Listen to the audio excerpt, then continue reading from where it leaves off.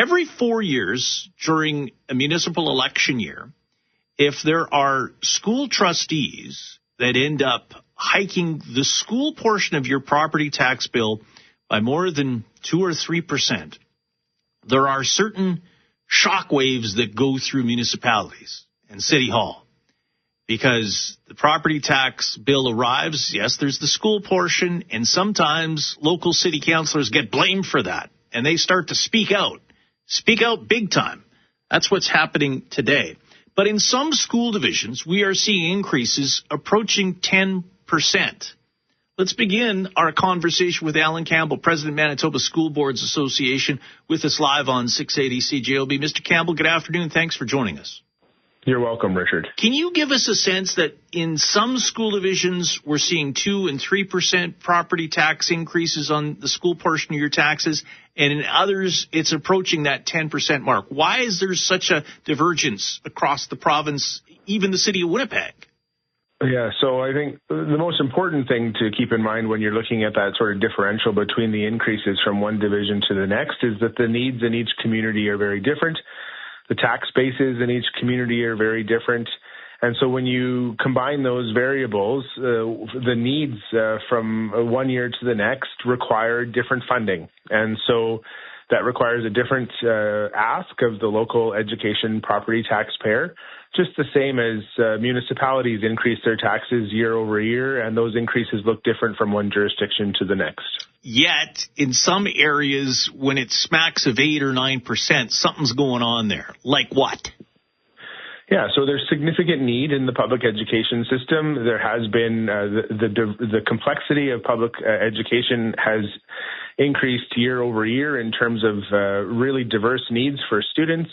And the offerings of what public schools are providing for students and families in terms of reading, writing, and arithmetic, obviously, but also mental health and physical health supports for students with additional needs, and making sure that there are enough people in the buildings to adequately support. I think one of the things that Councillor Broati and Councillor Duncan consistently fail to offer when they put out their press releases like the ones that we saw today is that comparing property tax increases by the City of Winnipeg with those of school divisions is ridiculous, because the operation of the City of Winnipeg is nothing like that of a school division.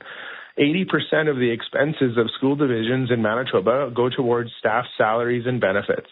That is not the experience of municipalities anywhere in this country. Well, since you brought him up, let's bring on Jeff Broati, the chair of the Finance Committee at City Hall. He is the councillor for North Kildonan Ward. Jeff Broati, Campbell's taking shots at you. You get a freebie. Go ahead. Richard Allen, again, whether it's actual straight-up labor costs or contracts that are related to the cost of labor, things like garbage collection. Labor is, one of the primary factors there. And honestly, in the most recent years, I mean, we normally have, long-term collective agreements where the increases, catch up a little bit later. But, things like equipment, the cost of a transit bus, the cost of a fire truck, the cost of pickup trucks, everything has dramatically gone up in those areas. So to indicate that, labor is the primary driver. But, gentlemen, there is one taxpayer, and that taxpayer wants some consistency here. Is it not the provincial government that needs to get its funding scheme?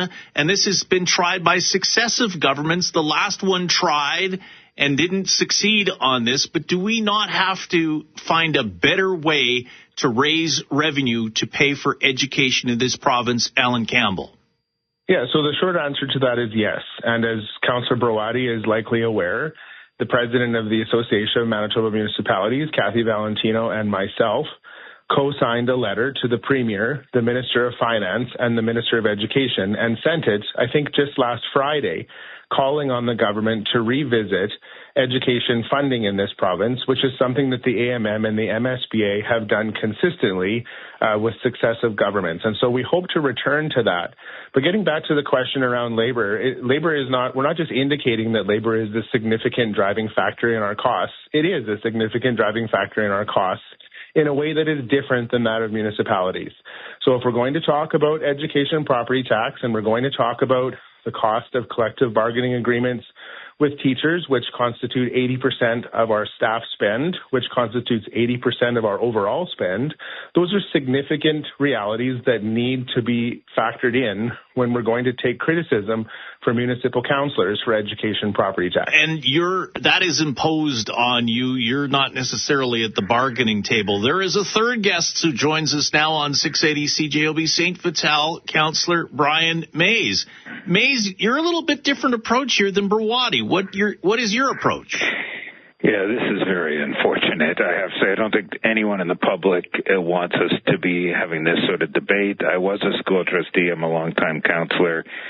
I have prided myself on doing work with the school divisions. And, you know, to say this is our property tax increase and the school divisions are way out of line, you know, we've massively increased garbage and recycling fees. We've massively increased our sewage and water fees this term, I'm sure by more than 50%. And I voted for some of that because I think it's environmental work we need to do. But my God, do we not have bigger problems than this to get involved in? The bigger problem is, gentlemen, that we've got a government that wants to do a whole lot on the price of groceries. More announcements today. I would suggest to you that you get some of your taxation under control under this. Then you can start buying a whole lot of milk and groceries as a result of this. There are people, and you have to know this, gentlemen, in an election year that are texting me and going, who the heck elected these three, simply because they have to do a better job at minding the store on this. And Campbell, I agree with you. This wage settlement imposed on you, but the public wants to hold somebody accountable. And if it's not the three of you, who is it, Jeff Brawadi? This year, the province is increasing the funding to school divisions by 3.5%. In the city of Winnipeg, the budgets for the school divisions are increasing between 5.1 and 11.7%. Whereas, the city of Winnipeg is nowhere close to that. Where are they spending all this additional money? What type of extra programming are they adding? It just, to me, again, like you said, there's one taxpayer. In this case, the city of Winnipeg is the one you have to pay for the cost of your school divisions. And right now, we're collecting more money for school divisions than we are for the city of Winnipeg for our purposes. Brian Mays, I'll give you a word here, and then I'll give the last word to Alan Campbell. Go ahead, Brian Mays. It's a democracy. We have the school trustee level democratically elected. If people don't want people reelected, then they should vote, and they should vote in our elections as well. But to claim, the province should be funding them more, I mean, we're trying to get money from the province at the city level. There is only one taxpayer. Then we'd be complaining about the provincial tax increases. So, yeah, I mean, I think this is not a good use of our time to be complaining about other levels of government taxing. Well, then I'll let you go. Alan Campbell, you get the last word. Go ahead. I would offer agreement with what Brian Mays just said, and I would offer the observation, don't cut me off, Richard.